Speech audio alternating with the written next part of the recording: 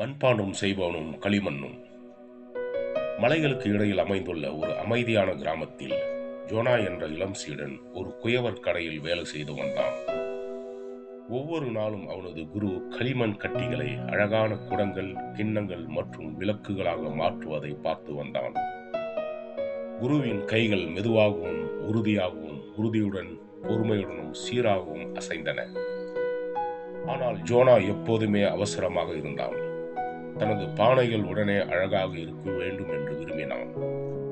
ஒரு நாள் அவன் ஒரு அழகிய குடத்தை உருவாக்கிவிட்டு, குருவே, இது தயாராகிவிட்டது, நான் இதை நாளைக்கு விற்கும்படி தீயில் வைப்போம் என்றான்.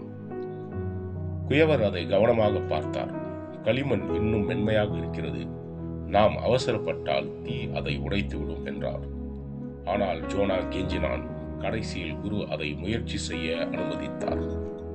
அடுத்த நாள் காலை ஜோனா சூளையை திறந்தான்.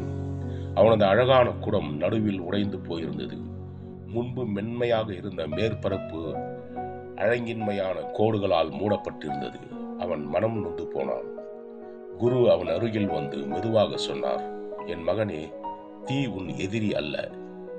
தீ களிமண்ணை வலுப்படுத்தவே ஏற்பட்டது. ஆனால் நீ அந்த செயல்முறையை முடிக்க விடவில்லை. ஜோனா பெருமூச்சு விட்டான். உண்மையை புரிந்து கொண்டான்.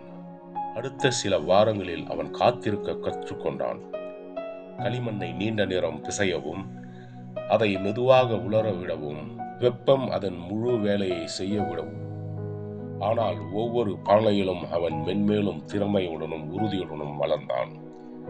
இறுதியாக ஒரு நாள் ஜோனா ஒரு முடிக்கப்பட்ட குடத்தை சூளையிலிருந்து வெளியே எடுத்தான். அதன் நிறம் அழகாகவும் அதன் மேற்பரப்பு மென்மையாகவும் வலுவாகவும் இருந்தது. அவன் அதை வெளிச்சத்தில் பிடித்தான். முதல் முறையாக அது உடையவில்லை, அது பிரகாசித்தது. குரு புன்னகைத்தார். இப்பொழுது உனக்கு புரிகிறதா ஜோனா? சகிப்புத்தன்மை அதன் வேலையை முடிக்கட்டும். அதனால் நீ முதிர்ச்சி அடைந்து முழுமை அடைவாய். ஒரு நேரத்தில் உன்னை பயமுறுத்திய தீயே உன்னை வலிமையாக்கியது. பாடம்: வளர்ச்சிக்கு நேரம் தேவை. ஒவ்வொரு சவாலும், தாமதமும், கஷ்டமும் உங்கள் குணத்தை வலுப்படுத்தும் செயல்முறையின் ஒரு பகுதியாகும். கடவுள் வடிவமைக்கும் எதையும் அவசரப்படுத்தாதீர்கள். சகிப்புத்தன்மையே மென்மையான களிமண்ணை உடைக்க முடியாத ஒன்றாக மாற்றும் வெப்பம். நீங்கள் ஒன்றிலும் குறை உள்ளவர்களாயிராமல் பூரணராயும் நிறைவுள்ளவர்களாயும் இருக்கும்படி பொறுமையானது பூரண கிரியை செய்ய கடவது. யாக்கோப்பு 1:4.